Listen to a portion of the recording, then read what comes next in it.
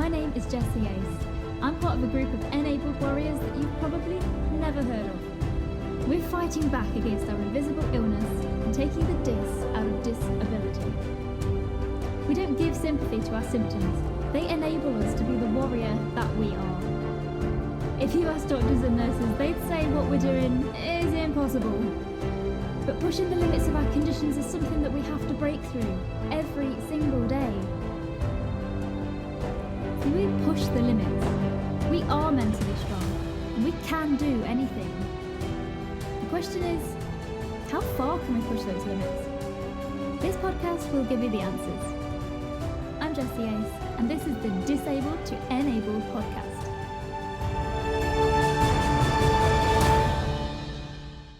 Enabled warriors, on our show today, you may have seen her in MTV's The Hard Times of R.J. Berger or even the movie Southbound Heist, but this actress also has a passion for experimental music, poetry, film and performance.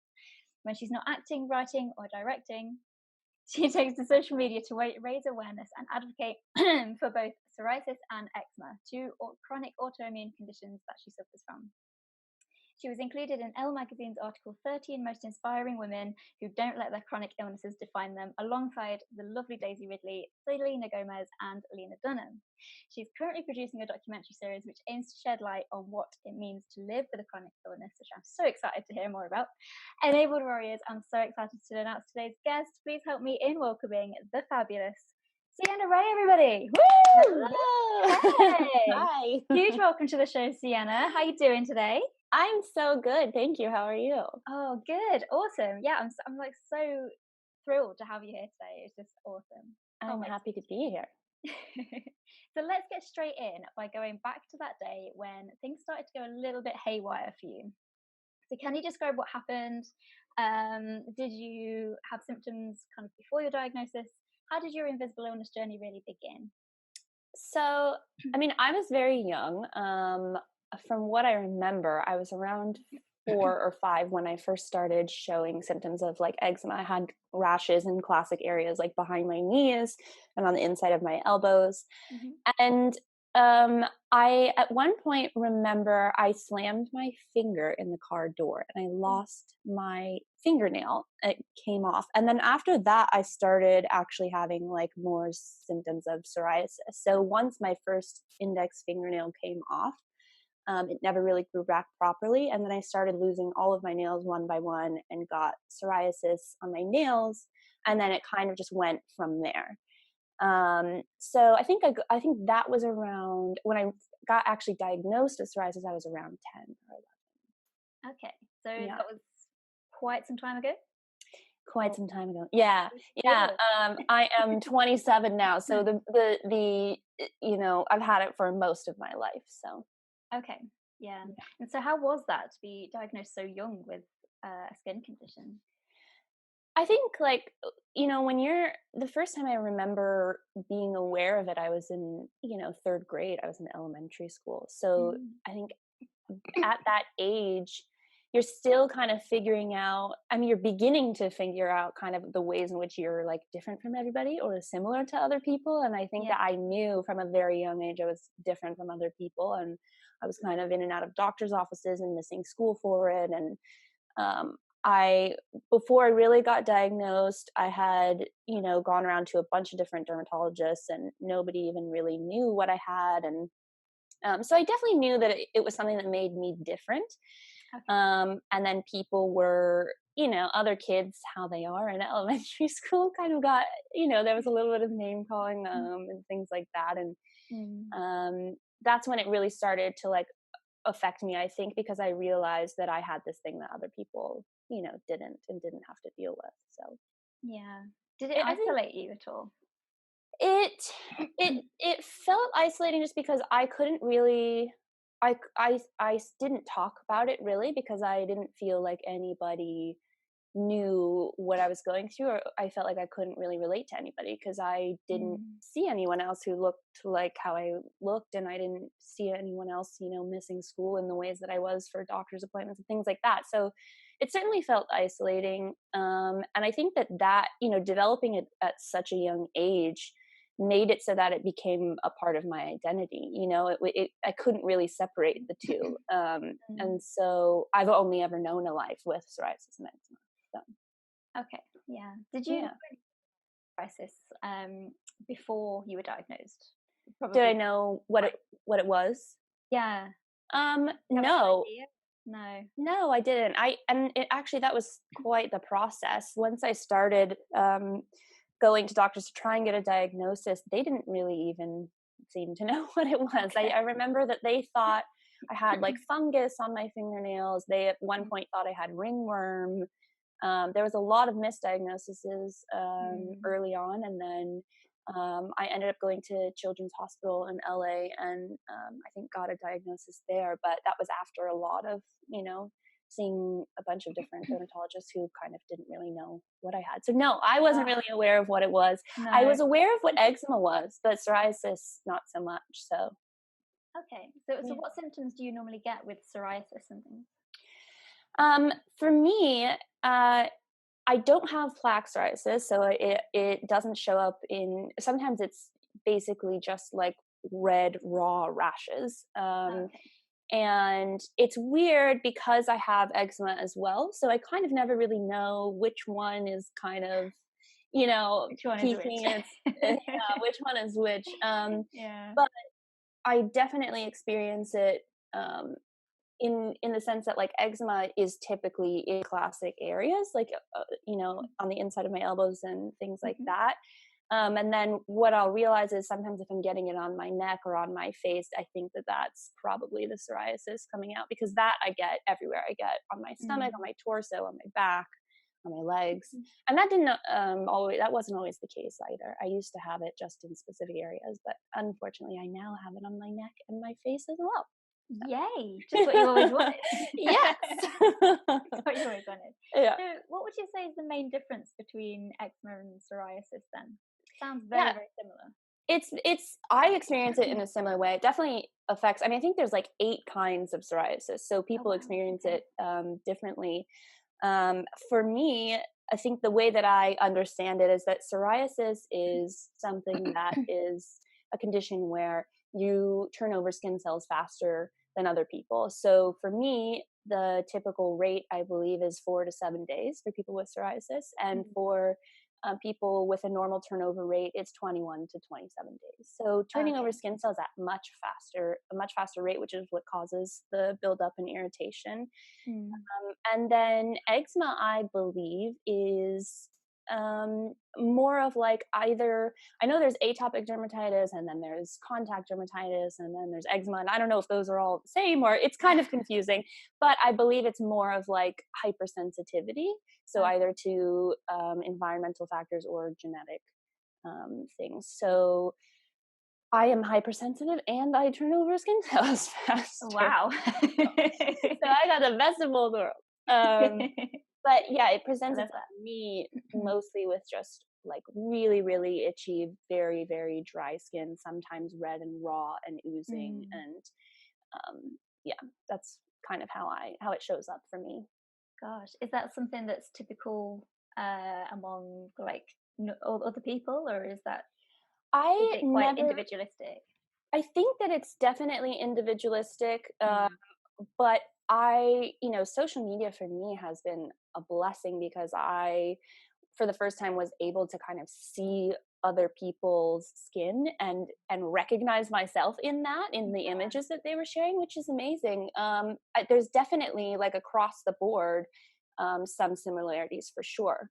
I have seen other people post pictures of themselves like mid flare up, but even when, they're just not having a flare up. And I relate to both of those. Like, how they look is exactly how I look. And I don't currently have anybody in my life that I know who has it and who looks like me. So that's been kind of a really cool thing that's fallen out of the community that started on social media.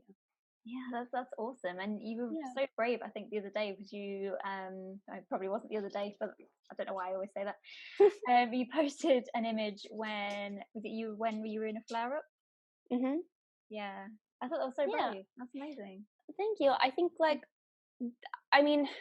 initially I did that because I felt So I've told this story before, but I had a moment where I really kind of woke up in college, where I had the biggest flare up that I've ever had, and Mm. it landed me in the hospital. And so Wow.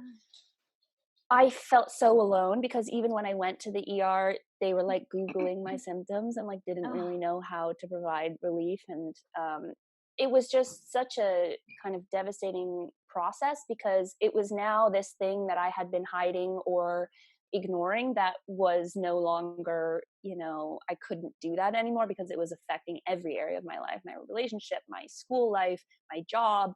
And so I decided in that moment that I had to be like more proactive about it. And that's when I started posting on social media, because I kind of wanted to tell everybody all at once. And in a way, I think I was kind of validating like for myself what I was going mm. through, because it felt like, people were, no one ever really said anything, but it felt like, when I left school, people were kind of like, didn't know why, or my Yeah. professors, it didn't feel like a real like valid reason to like miss all of my finals, and there was definitely a weird like guilt surrounding that, and there shouldn't have been. And so I took to social media because I wanted to show everyone, I wanted to be like visible about it, so that they could kind of relate and understand that this is something that was serious, and that wasn't just like me saying I'm tired or I just don't want to show up in these Yeah. areas. So Oh gosh, I think that's so amazing because I think it does add probably an extra pressure as well when you are an actress and you are in like mm, TV shows and movies and stuff, and you're kind of like, what you're on screen, you're probably under pressure to keep your skin in a certain way, and yeah. so yeah, it must be hard. Yes. That's a whole other yeah, It's that's a a thing whole in other and of ball itself. Yeah. Luckily for me, I always knew I wanted to act, and when I started acting, I didn't really have any symptoms because I was on a biologic. So, Okay. when I was on the television show that you mentioned, I would show up to work, and yeah, I had like a little bit of dry skin, but other than that, I didn't have any full flare-ups, and I hadn't for the 5 years surrounding that. And so I was able to kind of hide it in that way. And I have Mm. had experiences, where it's been a little bit uncomfortable, and I show up and I'm mid flare up, and I know that like the makeup artist is like, no matter how much they put on my face or how much like moisturizer, they're just kind of like, ugh. And they don't, I haven't really had anyone say anything, but you can tell. And Yeah. it's a slightly uncomfortable, but I try my hardest to, the weeks or days leading up to having to be on set or doing like a photo shoot or whatever I'm doing, to manage it and deal with it. I still use topical steroids, which I wish I didn't, and wish I didn't have to, but I have one that I just kind of spot treat with like night before, and it makes it a Mm. lot more manageable. So that's kind of what I've been able to do for that. But yeah, it's anything in you're recording my face, oftentimes very close up. So it's definitely uncomfortable. It's constantly on Yeah. my mind for sure. Mm. Yeah. Well, it looks great today. Just Thank putting it you. out there. Of course I've got my all of my lotions and potions and yeah. Oh, do you find that you have to have a certain type of makeup, or does it not affect it in that way? Um, it's so funny. I have tried, as I'm sure most people have, everything you could possibly ever think of. Yeah. I've even thought about like I need to like create my own like line, Yes. because there's no one thing that I have noticed that really, if you're someone with psoriasis, you definitely know that like no matter how much moisturizer you have or how much you exfoliate or how much you cover up with foundation, like there's no product that's going to really cover it up. And so Mm. um I, have my little tricks and things that I are my go-tos, but other than that, it's kind of like it's more of like an acceptance thing of like, okay, I'm gonna have to apply this and probably reapply it and probably wash my face off and then do it again and then moisturize again. You learn you get into your little routine. Yeah, and I suppose, like you say, you do learn your own tips and tricks for Hmm. keeping Yeah. it as well. Yeah. Is there anything that you can share with anybody else while we're on that subject? Yeah, I mean, for me, it's yeah, of course, different for everybody, but I do little things here and there. Like I get really, really dry around my mouth, and even today I'm kind of like have these like cracks on the side of my lips, which is so frustrating. I can't. It like hurts to smile. But Oh. what I do, the first thing that I do in the morning is I don't know about other people, but I also don't shower every single day. And that I would like to, but I also have recognized that that has just been something that has helped me a lot is when I am in a shower or using warm or hot water, my skin gets extremely, extremely dry. And so one thing is that I use like I shower in like lukewarm water. I don't use like hot water. Mm-hmm. I don't shower every single day. I when I first wake up in the morning, or when I'm doing my face like routine, I actually don't wash my face with any like harsh cleansers. I'll basically take like a face cloth and exfoliate my skin that way without any like cleansers, just using water. Mm-hmm. And that has really been helpful. Something I've been dealing with recently is like little bouts of acne, which I've never had. And I realized it was just because I wasn't really properly exfoliating because I was so scared to like irritate my skin that I Yeah. would never use any products that exfoliate or really scrub it in any sort of way. So now I just take like a soft washcloth and just kind of scrub my face at night. And so I only do that once a day. And then, yeah, there's little things. You just get used to it. I moisturize like 13 times a day, Oh wow. all day, every day. And so, in my purse, I have my, something specifically for my lips and specifically for my, yeah. I don't know if Yeah. other people do that, but that's something I've done.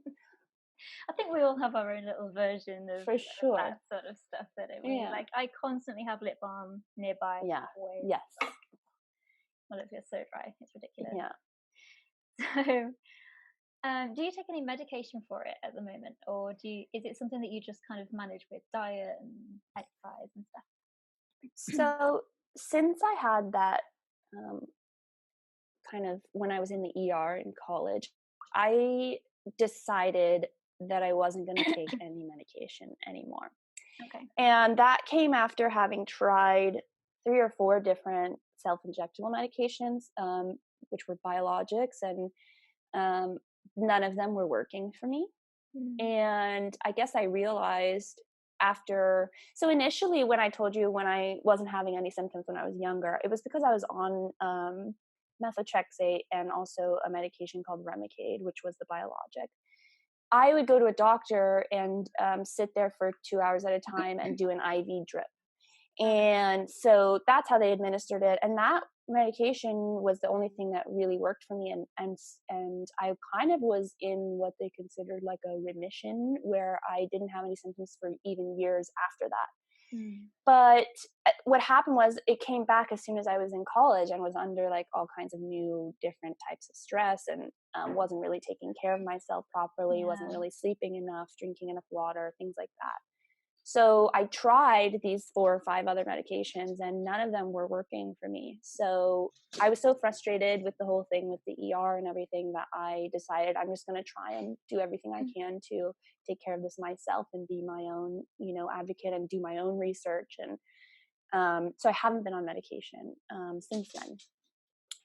I did change my diet. I am not the best at sticking with it.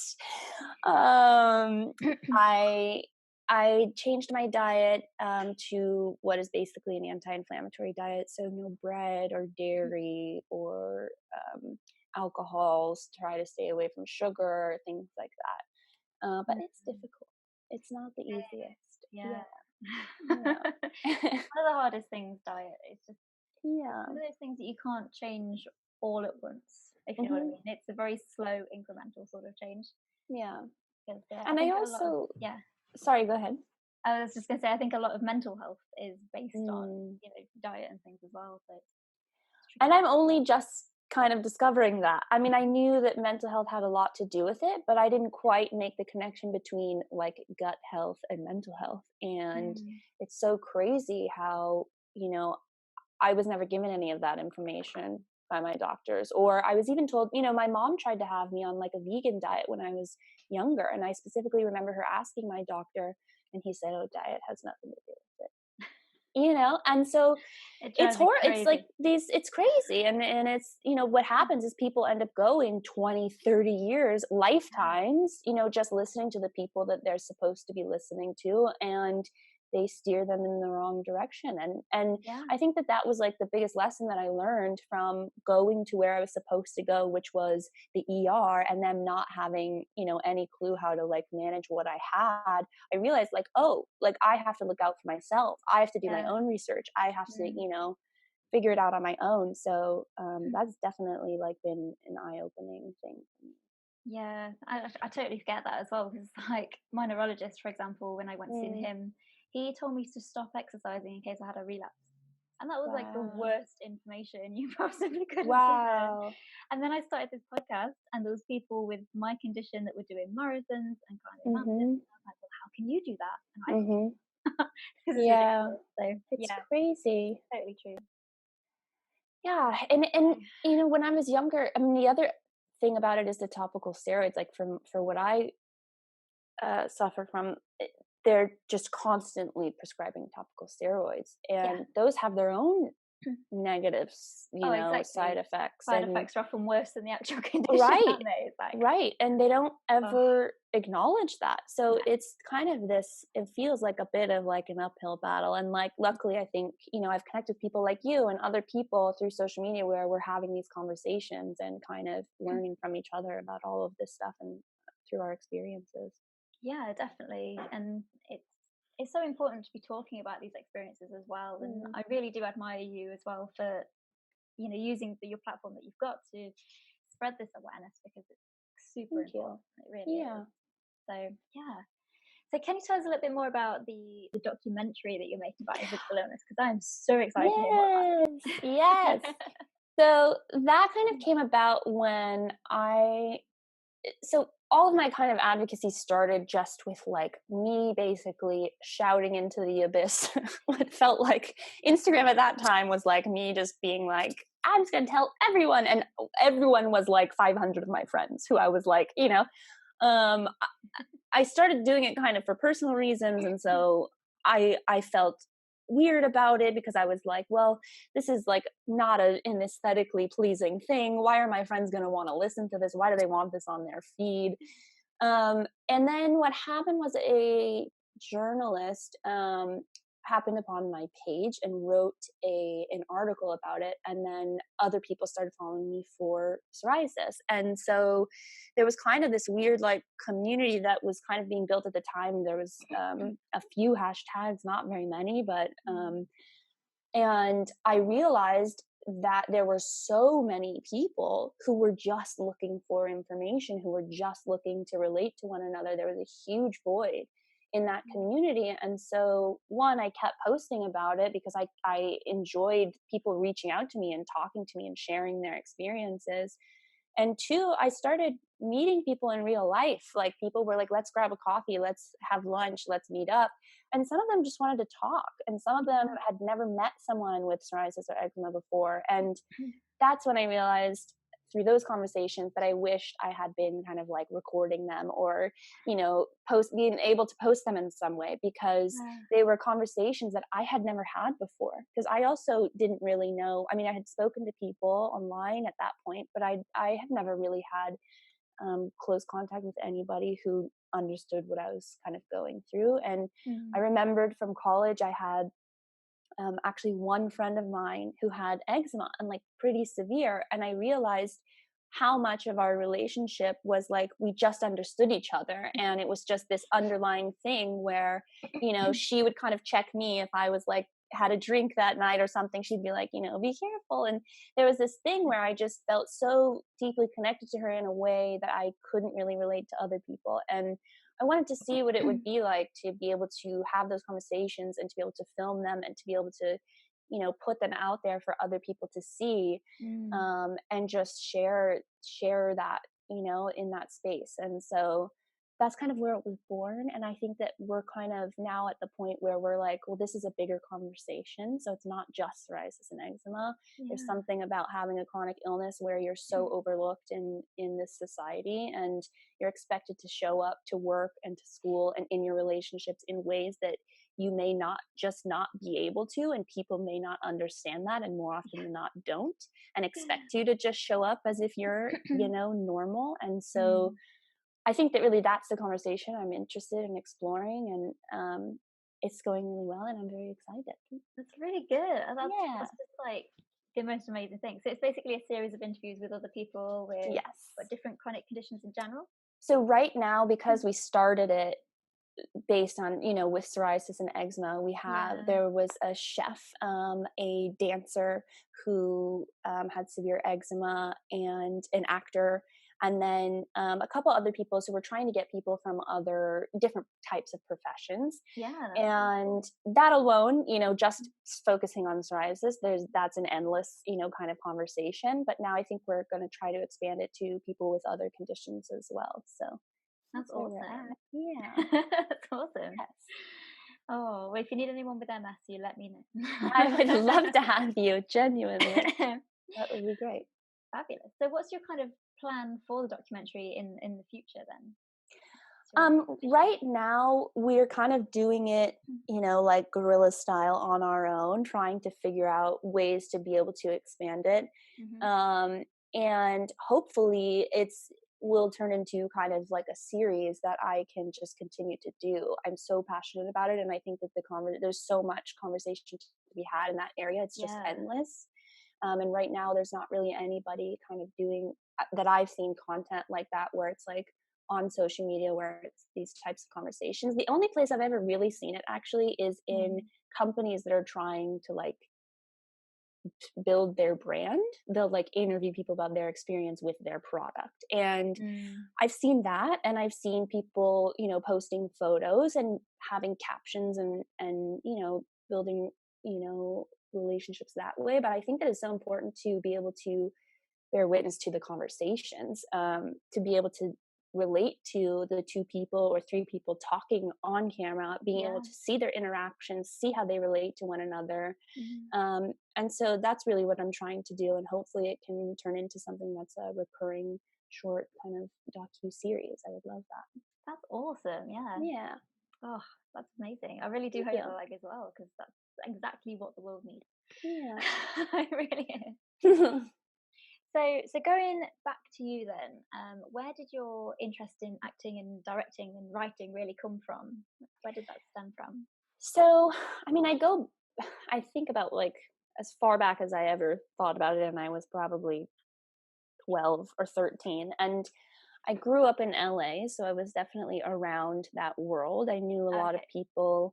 Yeah, I knew a lot of people who were doing that. I had a lot of my closest friends were actors and had kind of their own shows and were, doing well and in that world. And so I almost like naively just thought like, oh, like this is easy. Like this is what I want to do. And so it was the only thing that I ever really felt that passionate about. And my family was a very, very film going family. We would watch movies all the time, go to see films in the theaters all the time. And I was really influenced by that and inspired by that. And it was just always going back as far as I can remember. It's really the only thing that I've ever wanted to do. So that's amazing. I find that fascinating, and the fact that you grew up in that world as well, it kind of it just seems like a normal progression for you to go into that sort of area. Yeah, I think definitely like a little bit naively so, because I was like, this is easy, like all my friends are doing it. And now I'm like, okay, you don't want to go down that road unless it's the only thing you could ever possibly want to do. So unless you would die if you didn't do it, then go for it. Because it is challenging to say the least. But. Oh wow. So tell me a little bit more about like the directing and writing that you've done as well. Like what kind of projects have you been working on? I first started writing when I went to college. So I decided that the show that I was on got canceled. And when that happened, I was either going to continue acting or go to school. And I went to school because I felt like if I didn't go at that point, I was never going to go. And I always saw myself going to school. So I knew that I wanted to do that. And I had an experience in college where I just felt like I had so much to express, and I didn't quite know. I wasn't acting, and I wasn't in an acting program, because part of me going to school was exploring other things that maybe I potentially was interested in. And that became kind of my way to express myself quietly, because I wasn't so sure about it. I had never really written before, and I didn't really want to share it with anyone in the beginning. And so I started writing really in college. I had already been, since high school, writing like poetry, and I did that forever. But that never seemed like a way to be able to eventually share the things. I thought that film and TV would be a way to where I could get the things that I was interested in talking about out in a creative way. And so I started writing in college. I directed a play in college, which was like my first ever experience doing that, and it was so fulfilling in a way I had never realized. I had never been fulfilled by acting, and I did that for 3 years, and I absolutely fell in love with working with actors in that way. And so now I've just been kind of doing my own projects here and there. I also work with my brother and sister-in-law, and we have been working on a few like comedy sketches and things like that, shorts. So that's kind of what I'm doing at the moment that I love, and I'm, aside from the documentary, focused a lot of my time and energy on that right now. And I need to finish so that I can put things into the world. But that has been really exciting and fulfilling for me, for sure. Yeah, it's amazing. Yeah. That's great. I mean, like, it seems to be like quite a common thing for people who act to go into the whole writing and directing side of it as well. Yeah. I Yeah. think it's cool. It's just, it brings another element. And also, there's so much as an actor that is out of your control. And there's so many things that you have so much downtime, and so many things that it's so important to, I think, have something outside of that to where you can express yourself. So, Yeah, that's great. yeah. Okay, so before we go, do you have any advice for other people that are diagnosed with a chronic skin condition, or maybe it's some other sort of invisible illness? I think the advice that I always give is you have to kind of really dig deep and find it within yourself to push through and have perseverance, and just keep going. I mean, I learned that a lot, I think, through, it's similar to acting in a way, where you're going to face a lot of like, you're going to feel like you're swimming, upstream, and there's going to be so many things that are kind of feel like they're against you, and you might not be able to relate to anybody. And maybe, my advice would be to look at your community and look at the kinds of things that you're consuming, and the things that you are surrounding yourself with, and the people. Are your friends and family supportive of you in your journey? Do they relate to you? If not, find somebody that you can relate to, who knows what you're going through, and find that in your community. It's so easy now. With social media, it's amazing. It has been such an amazing thing for me for that. And I had friends and family that were, supportive, but I still felt like there was an element missing. And so I think just to always keep going, and to find it within yourself and within your surroundings, those things that make you dig in deep and continue, and the things that you're, maybe, like for me, it's what you're passionate about. It's being passionate about something, and that finding that drive and within yourself. Yeah, definitely. It's tough. I mean, I don't know if that's good advice, because it's like, it's not easy, but I think that it's necessary. Yeah, definitely having a community as well around you, that's like so important. And if you can't find a community, you just make one. Simple as that. Exactly. Yeah. Oh, it is crazy. So one last question as well. Just because it's just popped into my head. So do you have any advice for people who are maybe listening to this, who are maybe young people who want to get into the whole acting, TV, movie sort of world? Like, what advice would you give to them? First and foremost, make sure that that's what you want to do. and that you want to do it for the right reasons, because it's extremely difficult, but it's so rewarding and fulfilling. And I think people don't realize that if that's what you want to do, there's so many different ways to go about doing that. If truly you're interested in being an actor or a filmmaker of some kind, you have so many things at your disposal now to be able to do that without anyone's permission, without anyone supporting you, without anyone's money, without anyone's anything. And so don't wait around for someone to give you permission. If that's what you want to do it. I mean, if you really are interested in acting, put on plays in your living room, like there are so many things that you could be doing. Them, put them on YouTube.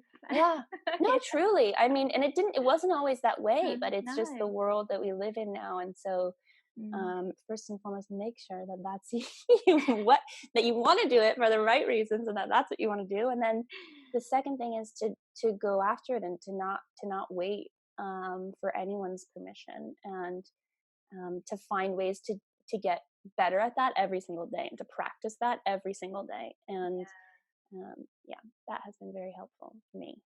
That's great advice. I think not waiting for anyone's permission is just like amazing. That's like the pinnacle sentence, I think.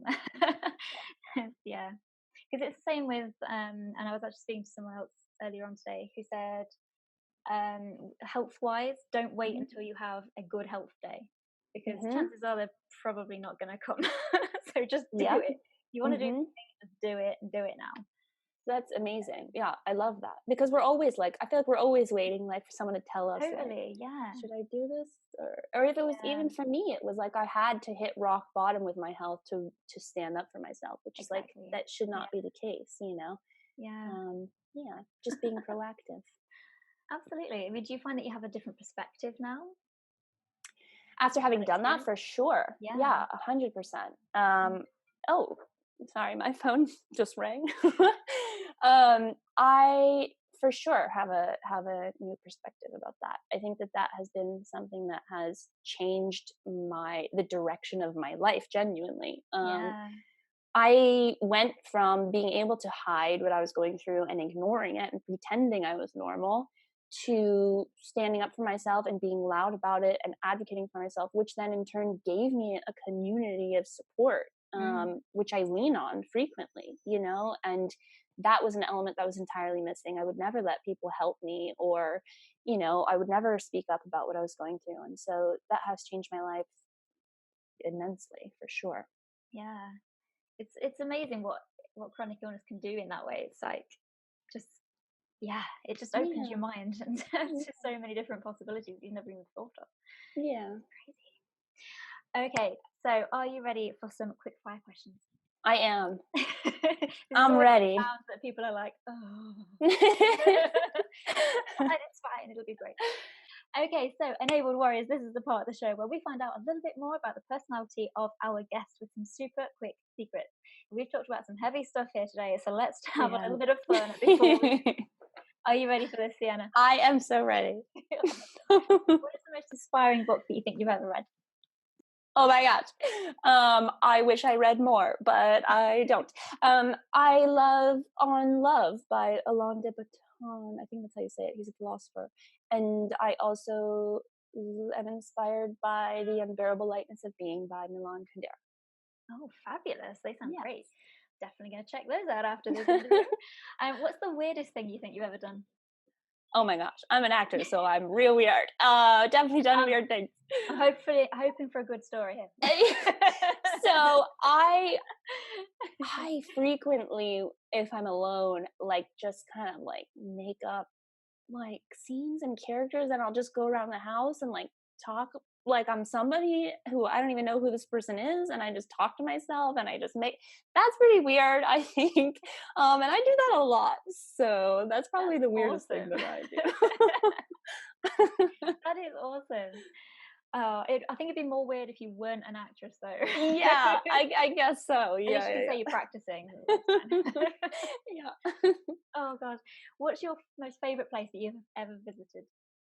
Oh my gosh, I fell in love with London. I love London so much. London, oh my gosh, I would live there in a second. But actually, now that you're asking that, I think I know I'm so bad at this. It's supposed to be quickfire. I know.